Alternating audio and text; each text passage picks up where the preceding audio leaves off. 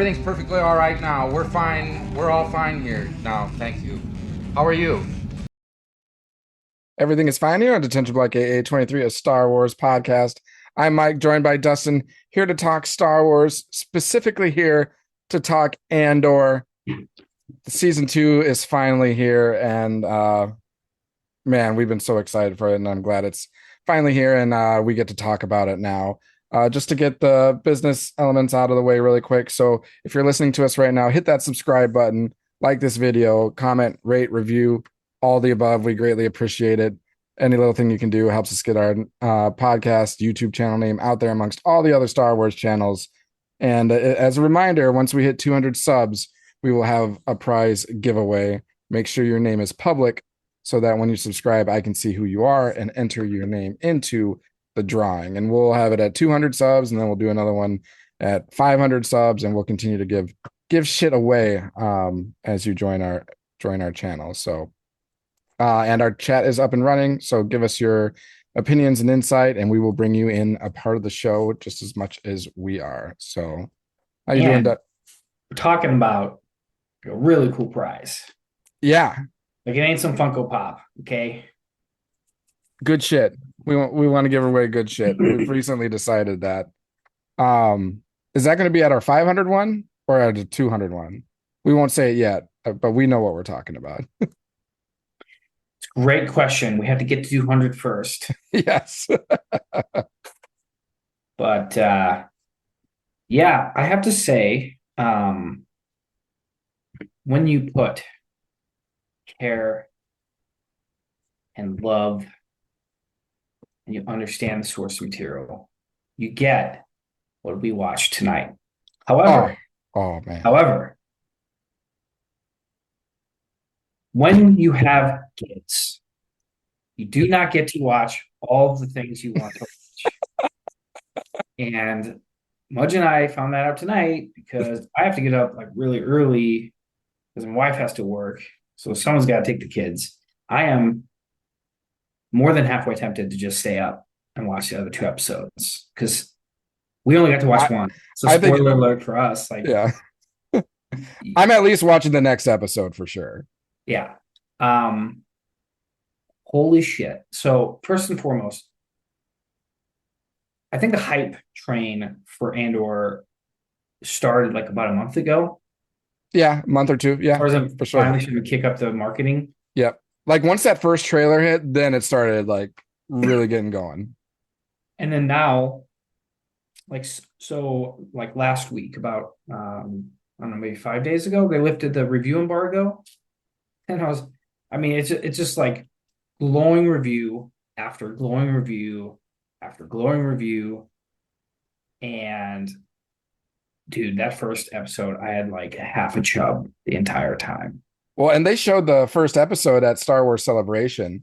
So they were able to get, pull reviews from that as well. And like everything I saw on Facebook or not Facebook, just social media in general, from people that were at Celebration that saw it, they were like glowing about it. And I mean, I feel the same way. And right away too, like the visuals just absolutely amazing. I have to feel like a lot of the budget went into the visuals. Everything is so smooth, like the camera work and everything. Like when you put the money in the right spots, it really pays off. I mean, couldn't agree more, right? Like, again, we just have to be thankful that we are finally getting things, and we haven't said this in a while, feel like Star Wars, right? The last time we said it was Andor season 1, right? Yep. So, yeah, just blown away by the first episode. It's just really good. Everything stands out, right? And that's what I saw in the reviews. And I also, heard like the first half of the season is good, right? It's like the last like 5 episodes that are like on a different level, right? Because there's 9 episodes, right? Or 12? No, there'll be 12. Yep. So it's 4 different days. They'll release 3 episodes. Mm-hmm. And like we keep saying, it's almost 2.5 hours of content. I mean, sure, credits and stuff and intros and everything, but I mean, it's what, 57 minutes or no, 53 minutes, 47 minutes, and like 52 minutes. Yeah, I didn't feel shortchanged at all. No, not at all, especially if we're getting three of them. Yeah. And like again, it's something we haven't felt in a while, but like I can't wait to watch the next episode. Yeah. Like, I haven't felt that in a really long time. So it's so exciting. I mean, how long has it been since I know things can skew negative, right? That's where people want to go on the internet.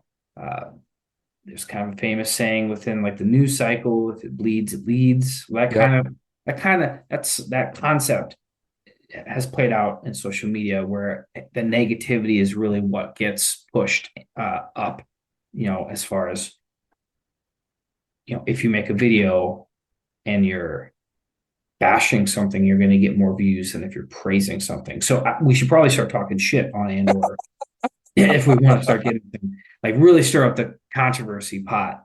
But I can't do it. I'm in good conscience. I cannot do that. So, well, and I mean, we only see the first episode, so well, and I feel like we're more realists on our like channel, because I mean, we're not, if we see something we don't like, we're going to speak to that. If we see something we like, realism, I think, is not what sells. Sure. You bring in subscriptions and viewers and things like that. Sure. People want to be controversial, argue, and all that. Which I think one of your idols, the Star Wars theory guy, is kind of that way, right? I mean, I think he puts out a lot of things that are pretty controversial. Well, I think, I mean, just as anything, with popularity comes backlash, I mean, with Star Wars theory, I don't know too many people more passionate about Star Wars than him, and along with being knowledgeable. And well, I'm looking at somebody right now that I feel is pretty damn knowledgeable. I mean, I think our not team you, the person over there. Right over there. Okay. The person in the mirror, right? That you're looking at. I'm looking at the man in the mirror. You butchered it. Come on. Said Mudge in the mirror. Oh, okay. That's fair enough. I got it. That's fair. I gotcha. But yeah, he's very knowledgeable, very passionate. And I mean, he was one of the first Star Wars channels, just boomed with subscribers. And, if he's going to speak his mind, if he doesn't like something or doesn't think something is in George Lucas's vision, then, we see what happens in the socials and everything. So, but and we won't spend too much time talking about Star Wars theory, but like from what I've watched him, talk about, I haven't seen him be like the things that people say he is. I feel like those people haven't paid the time or the attention, and they're more reading off headlines or things that people are pulling from episodes that are being skewed the wrong way. So, because you can turn anything any which direction. I mean, now there are people on YouTube that all they do is find these like YouTube personalities and talk shit about them, and then that gets used for them. So, yeah. I think that's what's happening a lot as well. And you also have the rather indifferent either way, but you also have like Disney paying people to give like positive reviews all the time. So it's like you get both directions a little bit. Mm-hmm. So, but yeah, just going back to episode 1 of season 2, it was named 1 year later. Again, we've just seen that episode. We haven't seen 2 or 3, which we will eventually. There's so many things that just stand out to me. Like, it feels like we didn't miss a beat coming out of season 1, even though it's 1 year later. As I mentioned, the visuals, just everything is clean, everything is smooth. The acting is just, I mean, we talked all through season 1, like how acting is one of the biggest shining things about this show, and it's continuing into this so far. And like, what about a lot of credit to the writers too, because I feel like sometimes if you have the right acting, but the script and the writing isn't good, sure, it doesn't really matter. Like, I think the writing is like literally the glue that keeps everything together. Yeah. But how So about like that continued camera action where you're just following Mon Mothma through like the entire estate, and it's like one take the whole way. Like that takes a lot of skill to be able to do all that. she lives what is seemingly a very Hopper life, huh? Yeah, I mean, we first saw her like in her residency in Coruscant, but clearly that's not her only residency because now we're Well, I think this is her family's estate, right? Not yes, specifically yes. hers. Yeah, and I It mean like really comes from money.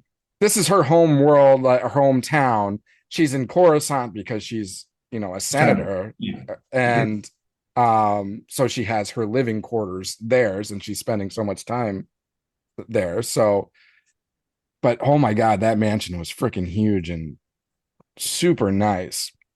Um, Thought it was really interesting. What's his name? Skarsgård's character, Luthen? Luthen. Like he is on edge, man. Like someone that's gotten as far as he has and being on edge as much he is in this situation, that it shows you like the intensity of this moment. Like, and I don't know. I don't know if I got that feeling. Honestly, I felt like Mon Mothma's the one that's on edge. well, yeah, for different reasons, for sure. But like Luthen And is he the only one that's came. like asking his aid, like, have we Oh, heard? We need to get where, and she's the one that's like, we can't, chill out. So she's the one stabilizing him because he seems like he's gonna pop, and if you lose control, then you cause issues. So it's just interesting to see him kind of lose it a little bit. And Krennic, oh my God, I'm so glad we get him again. So captivating. dude, I was enthralled with where he was going, talking about the spider planet. The Yeah. Gord Gormans. Gormans. Yeah. So I was literally just like, where's he gonna go with this? Like, what does this have any? And they start playing that advertisement, which was kind of hilarious. Like that seemed kind of out of place, but in It like, felt like Fallout. yeah, but it felt like it's out of place in a way that it was jarring in the sense that it's like they have advertisements in the Star Wars universe. Yeah.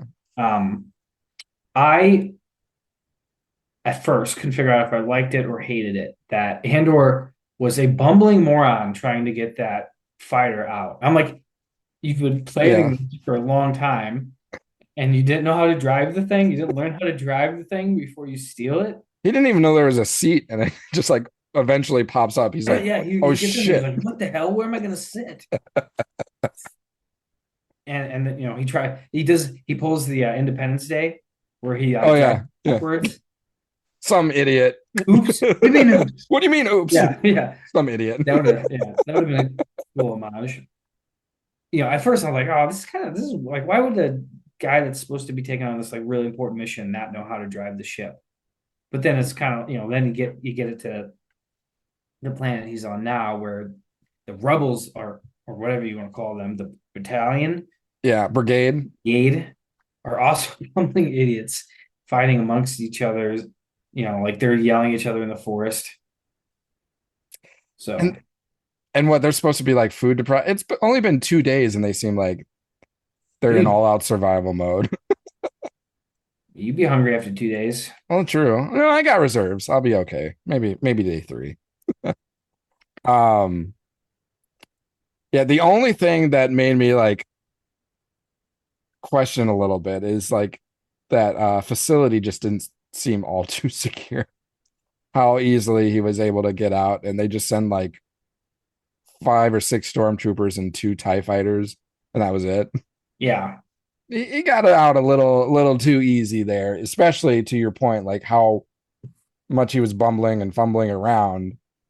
I mean, if that was on Scarif, he would be gone in a second. But maybe that's why they chose this location to steal this particular TIE fighter. But that was the only point. It is like bulletproof, dude. Yeah, it's got good shields. What was it made with Beskar? Like, yeah, I mean, it was running into the cliffs and it was still fine. Meanwhile, the other TIE fighters run into a cliff and then exploded. so like when you have an episode like this, they cut to like one part of the plot and the other different scenes that follow like all these different plot lines. I did find myself kind of getting bored during the ones that were on the planet where Bix was on, Oh, sure. Yeah. like, okay, like whatever. I love the droid. He's like, I was waiting for you. It's like, I wasn't gone that long. He's like, no, I was waiting for Cassian. You dick. Man, this guy's got attitude. But yeah, so again, I mean, we only saw the first episode, so there's not a ton to really get into. Feel a little bit shortchanged. I'm not seeing 2 and 3, which is kind of why I want to maybe wrap this up so we can watch this 2 and 3. But the scenes that I was absolutely enthralled in were the scenes with Krennic in that facility. Something about that like grin. So you remember when he's like talking with Deidre, and he like without even knowing her, he calls out her bullshit. Yeah, calls out her bullshit without even really knowing her, just hearing of her. And he's like, "No, I want to hear what you really think." And she's like, "Oh, you need to get Gorman rebels acting the way they shouldn't, or something like that." And then she walks away, and he just had has to make the like, wrong decision at the right time. That's what a wrong decision. Yeah, and just the grin he had on his face when she walked away was just so menacing. And I mean, it was a little cheesy when the other like Imperials were like, what did they say? About like, the Ministry of Enlightenment. Yeah, when they were talking about like, oh, create some like natural disaster, fake some natural disaster, or like, okay, that's a little extreme cheesy, but I thought you were talking about the like Ministry of Enlightenment people that were talking about like how they basically getting them to hate the Empire with their propaganda. Oh no, just when they were at the table, or actually they were grabbing the snacks or whatnot, and those two. Why don't they just natural disaster or a plague or something? Yeah, and it's like, okay, like I love the line that the one guy said. What do you say? Which one? He said, "We've ran the simulations. It gets unstable really fast." Yeah. I find that really fascinating. Another thing I find really fascinating is just like how they pose this as part of Palpatine's like political agenda. Well, yeah, we're just trying to find an energy source, but like we know as the viewer that they're really talking about like how do we power this Death Star? Well, and isn't it just like with the panel, some kind of sonar panels or whatever that this is going to be used for? So it's like it kind of takes me back to season 1 when they have these huge prisons, multiple of them, and those prisons are just specifically making like the connector devices to the Death Star.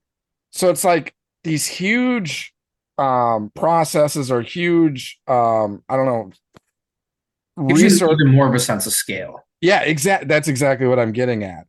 So it's like they're going to commit like almost genocide or destroy this planet essentially just to have something for their like panels on the Death Star. It's like, Jesus Christ.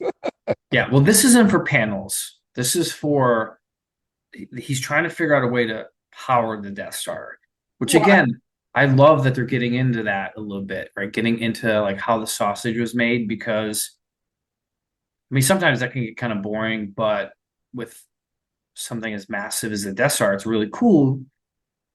And it answers a lot of questions. Like, how do you power a station that big, right? With that kind of firepower. I think that's what they're getting to. That's my guess based on what he said. I mean, he said it pretty plainly that they're looking a way to have energy. Right? There's nothing he talked about, like the Kelkite crystals or whatever he was talking about. I mean, that's not something we've heard before. I thought that was gonna be another source of Kyber. That's what I thought they were getting at. Exactly, and that's not where they went. They went in a completely different direction. So that's why I think we're going to learn more about something more on the periphery, although it's not, because again, powering something like that is something that we need. Also, we need to know it as fans, but it's kind of cool to know how they accomplish that. Well, we know the laser is powered by Kyber crystal. Yeah, exactly. So that doesn't come till later, but yeah, really, really cool. And I just love, like, Krennic's like, yeah, I was just talking to Emperor yesterday. we were hanging out, you know. Throws a Tarkin out there too. Yeah, Tarkin and General or Colonel Yularen. Yep. So But and yeah, they definitely were mentioning about power in the station, but that there was some reference to. I thought this material or whatever resource was for something specific. I could be wrong, but I thought they mentioned something. It was like some panels or something, but maybe I'm wrong. well, I think he is saying that because again, he's not calling it the Death Star. He's not saying Right. this is the Death No, Star project. no. He's saying that this is part of Emperor Palpatine's agenda to figure out a way to produce unlimited energy. Yeah. So, I mean, he could be giving, or what do they call it, smoke and mirrors. Smoke and mirrors. Yeah. Because obviously this was a meeting of discretion and any wavering will be dealt with harshly. So I do find that Mon Mothma is terribly callous towards her daughter. You know, like she was kind of saying, "I'm sorry," kind of in a bitchy way. I'm terribly sorry. well, I think she's calloused of both her daughter and husband. Yeah. Like, and do you think there's going to be like the guy that is now separated with his wife? Do you think Mon Mothma and this guy are gonna hook up now? I don't know. I didn't think about it as a romance. Because So she was married through the same ceremony of like arrangement, and I think she has more of a affinity for this other guy, but we'll see. And this cult of a world that I don't know. We got a little taste of it in season 1 where they do all their little dancing and stuff like that. But yeah, great stuff.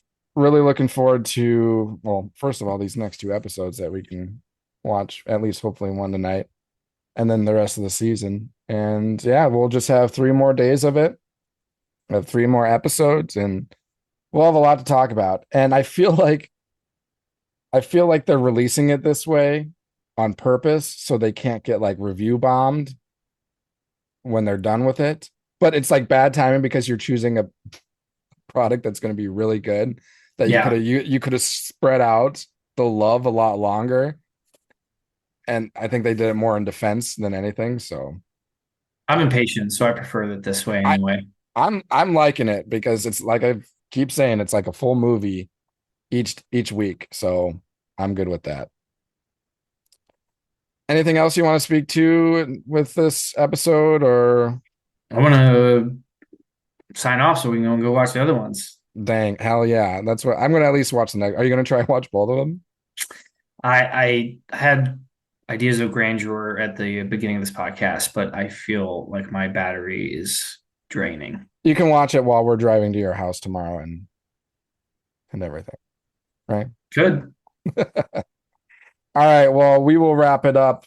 You can find us on our social media handles at Twitter at DetBlock AA23pod, on Instagram at Detention_block_AA_23, our Facebook group and YouTube channel, Detention Block AA23, a Star Wars podcast. And then you can find us on TikTok at DetBlock AA23.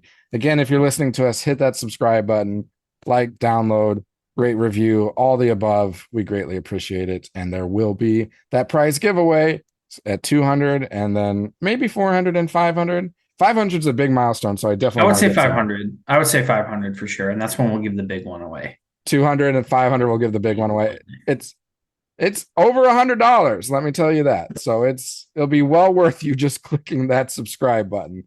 I tell you what. I mean, I tell you what.